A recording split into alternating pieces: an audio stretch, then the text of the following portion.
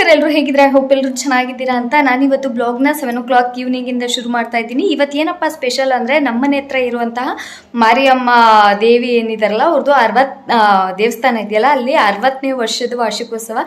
So ಹಾಗಾಗಿ ಗಂಗೆ ತರೋದು, ಹೋಮ, ಪೂಜೆ, ಅನ್ನ ಸಂದರ್ಪಣೆ, ಕರ್ಗ ಎಲ್ಲನೂ ಇದೆ. ಸೊ ಇವತ್ತು ಗಂಗೆ ತರಕ್ಕೆ ಹೋಗಬೇಕು. ಸಂಜೆ ಆಗಿದೆ, ಇಲ್ಲಿ ನೋಡಿ ಚಿಕ್ಕದು ಕೊಳಪಾನ ರೆಡಿ ಮಾಡಿ ಇಟ್ಕೊಂಡಿದ್ದೀನಿ. ಇವಾಗ ಜಾಸ್ತಿ ಮಾತಾಡಲ್ಲ, ಟೈಮ್ ಆಗಿಬಿಟ್ಟಿದೆ. ಇವಾಗ ತಗೊಂಡು ಅಲ್ಲಿ ಆಂಜನೇಯ ಸ್ವಾಮಿ ದೇವಸ್ಥಾನದಿಂದ ಮಾರಿಯಮ್ಮ ದೇವಸ್ಥಾನಕ್ಕೆ ಗಂಗೆ ತರಬೇಕು. ಸೊ ಇವಾಗ ಹೊರಡ್ತಾ ಇದ್ದೀನಿ, ಬನ್ನಿ ಬ್ಲಾಗ್ನ ಕಂಟಿನ್ಯೂ ಮಾಡ್ತೀನಿ. ಟೈಮ್ ಆಗಿದೆ, ಹೊರಟ್ಬಿಡ್ತೀನಿ. ನೋಡಿ ದೇವಸ್ಥಾನದ ರೋಡ್ ಎಲ್ಲ ಎಷ್ಟು ಲೈಟಿಂಗಲ್ಲಿ ಜಿಗಿಮಗ ಅಂತ ಎಷ್ಟು ಚೆಂದ ಕಾಣಿಸ್ತಿದೆ ಅಂತ. ಈಗ ಪೂಜೆಗೆ ಎಲ್ಲ ರೆಡಿ ಮಾಡ್ಕೊಂಡಿದ್ದಾರೆ. ಫಸ್ಟು ಎಲ್ಲ ಹೆಣ್ಮಕ್ಳು ಇಲ್ಲಿ ಅಮ್ಮನ ದೇವಸ್ಥಾನಕ್ಕೆ ಬಂದು ಎಲ್ಲ ಬಿಂದಿಗೆ ತೊಗೊಂಬರ್ಬೇಕು. ಇಲ್ಲಿಂದ ಫಸ್ಟು ವಾಲ್ಗಾರದೆಲ್ಲ ಸಮೇತ ಪೂಜೆ ಮಾಡಿಕೊಂಡು ಎಲ್ಲರೂ ದೇವಸ್ಥಾನನ 3 ಪ್ರದಕ್ಷಿಣೆ ಹಾಕ್ಕೊಂಡು ಹೋಗುವಂಥದ್ದು. ಆಂಜನೇಯ ಸ್ವಾಮಿ ದೇವಸ್ಥಾನ, ಇನ್ನೊಂದು ದೇವಸ್ಥಾನಕ್ಕೆ ಹೋಗಿ ಅಲ್ಲಿಂದ ಗಂಗೆ ತರೋದು. ಹಂಗಲ್ಲಿ ಪೂಜೆ ಎಲ್ಲ ತುಂಬ ಚೆನ್ನಾಗಿ ಮಾಡ್ತಾರೆ. ಯಾವಾಗ್ಲೂ ಬರಲೇಬೇಕು ಅಂತ ಹೇಳಿದರು ಗಂಗೆ ತರಕ್ಕೆ. ಹೋದ ವರ್ಷ ಮಿಸ್ ಆಗಿತ್ತು, ಆಚೆ ವರ್ಷ ನಾನು ಅದಕ್ಕೆ ನನ್ನ ಫ್ರೆಂಡೆಲ್ಲ ಹಿಡ್ದಿದ್ವಿ, ಗಂಗೆ ತೊಗೊಂಡು ಬಂದಿದ್ವಿ. ಈ ವರ್ಷ ಎಲ್ಲಿ ಮಿಸ್ ಆಗುತ್ತೋ ಅಂದ್ಕೊಂಡೆ, ದೇವ್ರ ದಯದಿಂದ ಮಿಸ್ ಆಗಲಿಲ್ಲ. ಆ ಸೌಂಡ್ ಕೇಳ್ತಿದ್ರೆ ಎಂಥ ಖುಷಿ ಆಗುತ್ತೆ ಅಂದರೆ, ಅಬ್ಬಾ ದೇವರೇ ತುಂಬ ಚೆಂದ ಅನಿಸುತ್ತಲ್ಲ.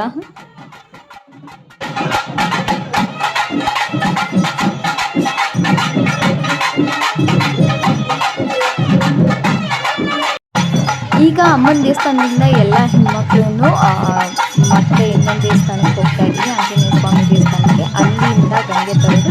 ಸೊ ನನ್ನ ಅಕ್ಕಪಕ್ಕ ಇರುವಂಥವ್ರು ನನ್ನ ಫ್ರೆಂಡ್ಸು. ಇವ್ರು ಬಂದ್ಬಿಟ್ಟು ದೀಪು ಅಂತ ಹೇಳ್ಬಿಟ್ಟು ನಮ್ಮ ಸಿಸ್ಟರ್ ಮಗಳು.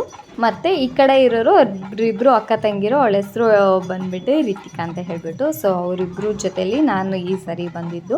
ಸೊ ಸಾಕಷ್ಟು ಜನ ನನ್ನ ಫ್ರೆಂಡ್ಸ್ ಎಲ್ಲ ಬಂದು ಪೂಜೆಗೆಲ್ಲ ರೆಡಿ ಮಾಡ್ಕೊತಾ ಇದ್ದಾರೆ ನೋಡಿ. ಫಸ್ಟು ಅಲ್ಲಿ ಏನು ಗಂಗೆ ತರಕ್ಕೆ ಕೆಲವರು ಬಾವಿಲಿ ತರ್ತಾರೆ, ಅಲ್ಲಿ ಬಾವಿ ಇರಲಿಲ್ಲ. ಸೊ ನಲ್ಲಿಗೆ ಫಸ್ಟು ಒಂದು ಕೊಡ ನೀರು ಹಾಕಿ ಆಂಟಿ ಅರ್ಶಿನ ಕುಂಕುಮ ಎಲ್ಲ ಇಟ್ಟು, ಹೂವು ಇಟ್ಟು, ಕಂಕಣ ಕಟ್ಬಿಟ್ಟು ಪೂಜೆ ಮಾಡ್ತಾಯಿದ್ದಾರೆ. ಅದಾದಮೇಲೆ ಎಲ್ಲರೂ ಬಿಂದಿಗೆ ತುಂಬಿಸ್ಕೊಬೇಕು.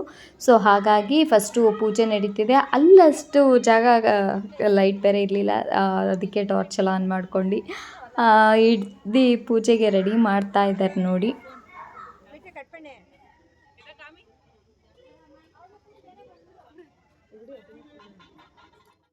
ಈಗ ಗಂಗೆ ಪೂಜೆನ ಮುಗಿಸ್ಕೊಂಡು ಎಲ್ಲ ಮಡಿ ನೀರನ್ನ ತಗೊಂಡು ಅದಕ್ಕೆ ಮಂಗಳ ದ್ರವ್ಯಗಳನ್ನ ಹಾಕ್ತಾ ಇದ್ದೀವಿ.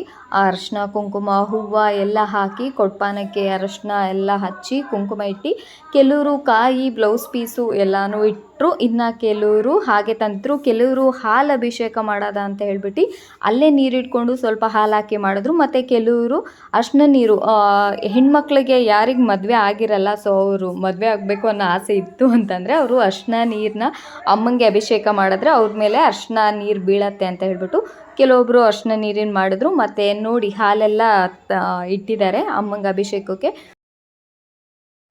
ತೋರಿಸಿ ಕಂಕಣ. ವೆರಿ ಗುಡ್, ರೆಡಿ ಇದೆ, ನಂದು ಇದು ರೆಡಿ.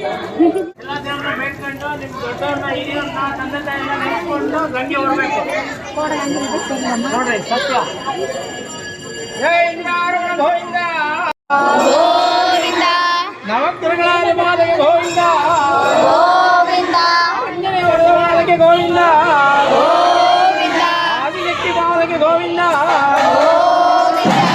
ಗೋವಿಂದ, ಮಾದಗೆ ಗೋವಿಂದ ಓಂಶಕ್ತಿ ಮಾದಗೆ ಗೋವಿಂದ ಗೋವಿಂದ, ಭುವನೇಶ್ವರಿ ಮಾದಗೆ ಗೋವಿಂದ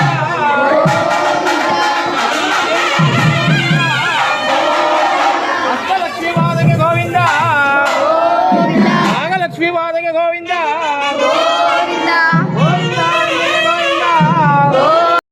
ಈಗ ಇಲ್ಲಿಟ್ಟಿರುವಂತಹ ಹಾಲು ಮತ್ತು ಅರಿಶಿನ ನೀರು ಮತ್ತು ಗಂಗೆ ಅಷ್ಟಕ್ಕೂ ಎಲ್ಲ ಪೂಜೆ ಮುಗಿಸ್ಕೊಂಡು ಎಲ್ಲ ಹೆಣ್ಮಕ್ಳು ಇಲ್ಲಿಂದ ಗಂಗೆ ತೊಗೊಂಡು ಹೋಗುವಂಥದ್ದು. ಇಲ್ಲಿಂದ ದೇವಸ್ಥಾನಕ್ಕೆ ಸ್ವಲ್ಪ ದೂರ ಇದೆ, ಸೊ ಅಲ್ಲಿವರೆಗೂ ಬರಿಗಾಲಲ್ಲೇ ಹೋಗುವಂಥದ್ದು. ಅಲ್ಲಲ್ಲಿ ನಿಲ್ಲಿಸಿ ಅಂಕಲು ದೃಷ್ಟಿ ತೆಗ್ದು ಕರ್ಕೊಂಡು ಹೋಗ್ತಾರೆ. ಅಂದರೆ 4 ಮೂಲೆ ಎಲ್ಲಿ ಸೇರತ್ತೆ ಅಲ್ಲಿ ದೃಷ್ಟಿ ತೆಗೆದು ಕರ್ಕೊಂಡು ಹೋಗ್ತಾರೆ ಎಲ್ಲ ಹೆಣ್ಮಕ್ಳು. ತುಂಬಾ ಚೆನ್ನಾಗಿತ್ತು ಈ ವರ್ಷ ಅಂತೂ. ಅಪ್ಪ ನಮಗಂತೂ ನೋಡಿ ಸಖತ್ತು ಖುಷಿ ಖುಷಿ ಆಯಿತು. 60ನೇ ವರ್ಷದ್ದು ತುಂಬ ಜನ ಗಂಗೆ ತರಕ್ಕೆ ಸೇರಿದ್ರು. ಎಷ್ಟು ಖುಷಿ ಆಯ್ತಂದರೆ ದೇವಸ್ಥಾನ ಹೆಂಗಾಗ್ಬಿಟ್ಟಿದೆ ಅಂದರೆ ನಮ್ಮ ಮನೇಲೇ ನಾವೇ ಪೂಜೆ ಮಾಡಿದ್ರೆ ಎಷ್ಟು ಮನಸಾರೆ ಮಾಡ್ತೀವಿ, ನಾವೇ ಮುಂದೆ ನಿಂತೆಲ್ಲ ಮಾಡ್ತೀವಿ. ಆ ಥರ ನಮ್ಮ ದೇವಸ್ಥಾನದಲ್ಲಿ ಯಾರು ಎಷ್ಟು ಬೇಕಾದರೆ ಸೇವೆನ ಸಲ್ಲಿಸ್ಬೋದು ಅಮ್ಮಂಗೆ. ಸೊ ಸಖತ್ ಖುಷಿ ಆಗುತ್ತೆ ಈ ವಿಷಯದಲ್ಲಿ. ಅಂಕಲ್ ನಮಗೆ 1-2-3 ತಿಂಗಳಿದ್ದಂಗೆ ಹೇಳ್ತಾಯಿದ್ರು, ಗಂಗೆ ಪೂಜೆ ಇಂಥ ದಿನ ಇರುತ್ತೆ ಅವತ್ತೆಲ್ಲ ಮಿಸ್ ಮಾಡಬಾರ್ದು ನಂದಿನಿ, ಎಲ್ಲರೂ ಬರಬೇಕು ಫ್ರೆಂಡ್ಸ್ನೆಲ್ಲ ಕರ್ಕೊಂಬ ಅಂತ. ಈ ಸೌಂಡ್ ಕೇಳ್ತಾ ಇದ್ರೆ ಯಾರಿಗಾರು ನಿಲ್ಲಕ್ಕೆ ಮನಸ್ಸಾಗತ್ತಾ? ನಿಂತಿದ್ದ ಜಾಗದಲ್ಲಿ ಹೆಂಗೆ ಆಗ್ತಿರತ್ತೆ ಗೊತ್ತಾ, ಸಖತ್ತು. ಈಗ ನಾವು ದೇವಸ್ಥಾನದ ಮುಂಭಾಗದಲ್ಲಿ ಇದ್ದೀವಿ. ಸೊ ನಮ್ಮನ್ನು ಆರತಿ ಮಾಡಿ ಒಳಗೆ ಕರ್ಕೊತಾರೆ ಗಂಗೆ ತಂದಿರೋರನ್ನ. ಸೊ ಹಾಗಾಗಿ ಇವಾಗ ಆರತಿ ಎತ್ತೋಂಥ ಟೈಮು ನಮಗೆಲ್ಲ ಆರತಿ ಮಾಡ್ತಾಯಿದ್ದಾರೆ. ಆರತಿ ಮಾಡಿ ದೃಷ್ಟಿ ತೆಗ್ದು ಇವಾಗ ದೇವಸ್ಥಾನನ ಪ್ರದಕ್ಷಿಣೆ ಹಾಕ್ಬಿಟ್ಟು ಅಮ್ಮಂಗೆ ಅಭಿಷೇಕ ಮಾಡುವಂಥ ಟೈಮು. ಒಂದು ಖುಷಿ ವಿಷಯ ಏನಪ್ಪ ಅಂತ ಹೇಳಿದ್ರೆ, ಅಷ್ಟು ಜನ ತಂದಿದ್ದು ಗಂಗೆಯಲ್ಲಿ ಮೊದಲು ಅಮ್ಮಂಗೆ ನಾನು ತಂದಿದ್ದಂತಹ ಗಂಗೆ ನೀರಲ್ಲೇ ಫಸ್ಟು ಅಭಿಷೇಕ ಮಾಡಿದ್ದು. ಅದು ನಾನು ಗಮನಿಸೇ ಇರಲಿಲ್ಲ. ಆದರೆ ನನ್ನ ಫ್ರೆಂಡ್ ಹೇಳಿದ್ಲು, ಇಲ್ಲ ಅಮ್ಮು ನೀನು ತೊಗೊಂಬಂದಿದ್ದು ಅದರಲ್ಲೇ ಫಸ್ಟ್ ನೋಡಿ ಅದೇ ನಾನು ತೊಗೊಬಂದಿದ್ದು, ಅದರಲ್ಲೇ ಅಭಿಷೇಕ ಮಾಡಿದ್ರು. ನಿಜವಾಗ್ಲೂ ಪುಣ್ಯ ಮಾಡಿರ್ಬೇಕು ಇದಕ್ಕೆಲ್ಲ. ಇದು ನೋಡಿ ನಂದು ಪುಟ್ಟು ವಿನ್ಗೆ ಇದರಲ್ಲೇ ಅಭಿಷೇಕ ಮಾಡಿದ್ರು. ಸಖತ್ತು ಖುಷಿ ಆಯಿತು ನನಗೆ, ನಾನು ತಿಂದಿದ್ರಲ್ಲೇ ಫಸ್ಟ್ ಮಾಡಿದ್ರು ಅಂತ. ಅದು ನಂದರಲ್ಲೇ ಮಾಡಬೇಕಂತ ಏನಿಲ್ಲ, ಅದು ಅಚಾನಕ್ಕಾಗಿ ನಂದು ಕೊಡ್ಪಾನದಲ್ಲೇ ತಂದಿದ್ದು ಗಂಗೆಯಲ್ಲಿ ಅಭಿಷೇಕ ಆಯಿತು. ಈಗ ಎಲ್ಲರೂ ತಂದಿರುವಂತಹ ನೀರನ್ನ ಗಂಗೆಯಿಂದ ಅಮ್ಮನವ್ರಿಗೆ ಅಭಿಷೇಕ ಮಾಡುವಂಥ ಸಮಯ. ಹಾಲು, ಅರ್ಶಿಣದ ನೀರು, ಗಂಗೆ ಎಲ್ಲದರಿಂದನೂ ಅಭಿಷೇಕ ಮಾಡ್ತಾಯಿದ್ದಾರೆ. ನೋಡೋಕ್ಕೆ 2 ಕಣ್ಣು ಸಾಲಲ್ಲ. ನಿಜವಾಗ್ಲೂ ದೇವರನ್ನ ನೋಡಬೇಕಂದ್ರೆ ನಾವು ಪಡ್ಕೊಂಡು ಬಂದಿರಬೇಕು. ಅಭಿಷೇಕ ಮಾಡ್ತಿರೋ ಟೈಮಲ್ಲಿ ನಿಜ ನನಗೆ ಕಣ್ಣಲ್ಲೆಲ್ಲ ನೀರು ಬರ್ತಾಯಿತ್ತು. ಖುಷಿಗೆ ಅಷ್ಟು ಖುಷಿ ಆಗ್ತಾಯಿತ್ತು ನನಗೆ. ಲಾಸ್ಟ್ ಟೈಮೆಲ್ಲ ಇಷ್ಟು ಆರಾಮ್ಸೆ ನೋಡೋಕ್ಕಾಗಿರಲಿಲ್ಲ ನನಗೆ. ಬಟ್ ಈ ಸರಿ ಅಂತೂ ತುಂಬಾ ಖುಷಿ ಆಯಿತು. ಇವಾಗ ಪೂಜೆಗೆ ರೆಡಿ ಮಾಡ್ತಾಯಿದ್ದಾರೆ ಅಲಂಕಾರಕ್ಕೆ. ಸೊ ಹಾಗಾಗಿ ಅಮ್ಮಂಗೆ ಅಲಂಕಾರ ಮಾಡೋಷ್ಟೊತ್ತಿಗೆ ಈ ಕಡೆ ನಮ್ಮದು ಕೆಲಸಗಳಿತ್ತು. ಅಂಕಲ್ ನಮಗೆ ಅಂತ ಕೆಲಸ ವಹಿಸಿದ್ರು. ದೀಪದ್ದೆಲ್ಲ ಅಲಂಕಾರಕ್ಕೆ ದೀಪ ಹಚ್ಚಬೇಕಾಗಿತ್ತು. ಸೊ ಹಾಗಾಗಿ ಅದಕ್ಕೆಲ್ಲ ರೆಡಿ ಮಾಡ್ಕೊತಾ ಇದ್ದೀವಿ ನಾನು ನನ್ನ ಫ್ರೆಂಡ್ಸ್ ಎಲ್ಲ. ನೋಡಿ ರೆಡಿ ಮಾಡ್ಕೊಂಡು ಅಲ್ಲಿ ಪೂಜೆ ಆಗೋಷ್ಟೊತ್ತಿಗೆ ದೀಪ ಹಚ್ಚೋಣ ಅಂತ ಹೇಳ್ಬಿಟ್ಟು ದೀಪ ಹಚ್ತಾ ಇದ್ದೀವಿ. ಅಲ್ಲಿ ಪ್ರಸಾದ ಕೂಡ ರೆಡಿ ಇದೆ. ಅದಕ್ಕೆ ಆಂಟಿಯವರೆಲ್ಲ ಹೇಳ್ತಿದ್ರು, ಸಖತ್ ಪ್ಲ್ಯಾನ್ ಮಾಡ್ಕೊಂಬಿಟ್ಟಿದ್ರಲ್ಲ ಎಲ್ಲ ಈ ಸರಿ, ಎಲ್ಲ ತುಂಬ ಚೆನ್ನಾಗಾಗ್ತಿದೆ ಅಂತ. ಬರೋ ಭಕ್ತಾದಿಗಳು ಯಾರು ಬೇಕಾದ್ರೆ ಅಮ್ಮನ ಸೇವೆ ಮಾಡ್ಬೋದು, ಇಂಥವರೇ ಮಾಡ್ಬೇಕಂತೇಳಿ ನೋಡಿ ಎಷ್ಟು ಬೇಗ ಅಮ್ಮಂಗೆ ಅಭಿಷೇಕ ಮಾಡಿ ಅಲಂಕಾರ ಮಾಡಿಬಿಟ್ರು ಅಂದರೆ ಒಂದು 10 ಮಿನಿಟ್ಸ್ ಇಲ್ಲಪ್ಪ, ಅಷ್ಟು ಬೇಗನೆ ಅಮ್ಮಂಗೆ ಅಲಂಕಾರ ಮಾಡಿದ್ರು. ಯಪ್ಪ ನೋಡೋಕೆ ಖುಷಿ, ಅಪ್ಪ ದೇವರೇ. ಒಂದೇ ಸರಿ ಕ್ರಟನ್ ತೆಗ್ದಿದ ತಕ್ಷಣ ನಂಗಂತೂ ಸಖತ್ತು ಇದು ಖುಷಿ ಆಗ್ಬಿಡ್ತು. ಯಪ್ಪ ಇಷ್ಟು ಬೇಗ ಆಯಿತಾ ಅಂತ. ಮತ್ತು ಅಂಕಲ್ ಕೂಡ ಖುಷಿಪಟ್ಟರು, ನನ್ನ ಜೊತೇಲಿ ಇದ್ದು ಇಷ್ಟೆಲ್ಲ ಮಾಡಿದ್ರ ಥ್ಯಾಂಕ್ಸ್ ಅಂತ. ಮಾರನೇ ದಿನ ದೇವಸ್ಥಾನಕ್ಕೆ ಹೋದಾಗ ಅಲ್ಲಿದ್ದವರೆಲ್ಲ ಹೇಳ್ತಿದ್ರು, ದೇವಸ್ಥಾನದಲ್ಲಿ ನೀನಿದ್ರೆ ಏನೋ ಒಂಥರ ಚಂದ ಪಟ ಅಂತ ಓಡಾಡ್ಕೊಂಡು ಮಾಡ್ತಿರ್ತೀಯ ಅಂತ. ಎಲ್ಲ ಅಮ್ಮ ನಮಗೆ ಕೊಟ್ಟಿರುವಂಥ ಶಕ್ತಿ, ಅಮ್ಮನ ಏನು ಕೃಪೆ ಇಲ್ಲದೆ ಒಂದು ಉಲ್ಕಡಿನೂ ಅಲ್ಲಾಡಲ್ಲ ಅಂತಾರೆ. ಸೊ ನಾನು ತುಂಬ ನಂಬೋವಂಥ ತಾಯಿ, ನಮ್ಮನ್ನ ಎಲ್ಲ ಕಷ್ಟದಿಂದ ಪಾರು ಮಾಡಿರುವಂಥ ಅಮ್ಮ. ಸೊ ನಮ್ಮ ಗ್ರಾಮ ದೇವತೆ ಮಾರಿಯಮ್ಮ ದೇವಿ ನಿಮ್ಗೆಲ್ರಿಗೂ ಆಯುಷು, ಆರೋಗ್ಯ, ಸುಖ, ಶಾಂತಿ, ನೆಮ್ಮದಿ, ಅಷ್ಟೈಶ್ವರ್ಯಗಳನ್ನು ಕೊಟ್ಟು ಕಾಪಾಡಲಿ. ಅಮ್ಮನ ಹತ್ರ ನಾನು ಕೇಳ್ಕೊಂಡಿದ್ದಿಷ್ಟೇ, ಅಮ್ಮ ಕಾಲಕ್ಕೆ ಮಳೆ ಬೆಳೆ ಆಗಲಿ, ಎಲ್ಲರೂ ಖುಷಿಯಾಗಿರಲಿ, ಆರೋಗ್ಯವಾಗಿರಲಿ ಅಂತ. ಅಂಕಲ್ದು ಕಾಂಟ್ರಿಬ್ಯೂಷನ್ ತುಂಬಾ ಇದೆ. ತುಂಬ ಪ್ಲ್ಯಾನ್ ಮಾಡಿದರು, ಹೀಗೆ ಆಗಬೇಕು ಪೂಜೆ ಅಂತ. ಅವ್ರಿಗೆ ಸಖತ್ ಇಂಟ್ರೆಸ್ಟು.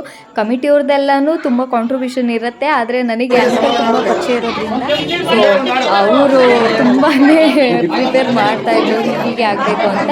ಸೊ ನಮ್ಮನ್ನೆಲ್ಲ ಇನ್ವಾಲ್ವ್ ಮಾಡ್ಕೊಂಡು ಚೆನ್ನಾಗಿ ಪೂಜೆ ಎಲ್ಲ ಆಯಿತು. ಮಂಗಳಾರತಿ ಎಲ್ಲ ತೊಗೊಂಡು ತೀರ್ಥ ಪ್ರಸಾದ ತೊಗೊಂಡು ಈಗ ಪ್ರಸಾದಕ್ಕೋಸ್ಕರ ಕ್ಯೂವಲ್ಲಿ ನಿಂತಿದ್ದೀವಿ. ಪ್ರಸಾದ ಕೊಡ್ತಾಯಿದ್ರು, ಟೊಮೊಟೊ ಬಾತು ಪ್ರಸಾದ ಇಸ್ಕೊಂಡು ಇವಾಗ ಮನೆಗೆ ಹೊರಡ್ತಾ ಇದ್ದೀನಿ. ಈಗಷ್ಟೇ ದೇವಸ್ಥಾನದಿಂದ ಬಂದು ಟೊಮೊಟೊ ಬಾತ್ ಮಾಡಿದ್ದಾರೆ. ಅಮ್ಮಂಗೆ ಹುಷಾರಿಲ್ಲ, ಅದಕ್ಕೆ ಪ್ರಸಾದ ತಂದುಕೊಟ್ಟೆ. ಫುಲ್ಲು ಜ್ವರ, ಫುಲ್ಲು ಸುಸ್ತಾಗಿ ಮಲ್ಕೊಂಡಿದ್ದಾರೆ. ಸೊ ಇವಾಗ ನಾನು ಪ್ರಸಾದ ತಿನ್ನಬೇಕು. ಟೈಮು 9:30 ಆಯಿತು. ಈ ಸರಿ ತುಂಬ ಲೇಟ್ ಆಯಿತು. ಮಕ್ಕಳು ತುಂಬ ಅರ್ಶನೇ ಆಗ್ಬಿಟ್ಟಿತ್ತು ನಂದು, ನೋಡ್ಕೊಂಡೇ ಇಲ್ಲ, ಕೈಯೆಲ್ಲ ಫುಲ್ ಎಣ್ಣೆ. ಸೊ ತುಂಬ ಚೆನ್ನಾಗಾಯಿತು. ನಾಳೆ ಕೂಡ ಇದೇ ವಿಡಿಯೋನ ಕಂಟಿನ್ಯೂ ಮಾಡ್ತೀನಿ ನೋಡಿ. ನಾಳೆ ಆ್ಯಕ್ಚುಲಿ ಕರ್ಗ ಇದೆ, ಅದಕ್ಕೆ ಈ ವಿಡಿಯೋನ ಕಂಟಿನ್ಯೂ ಮಾಡ್ತೀನಿ. ಪ್ಲೀಸ್ ಮಿಸ್ ಮಾಡಿದೆ ನೋಡಿ.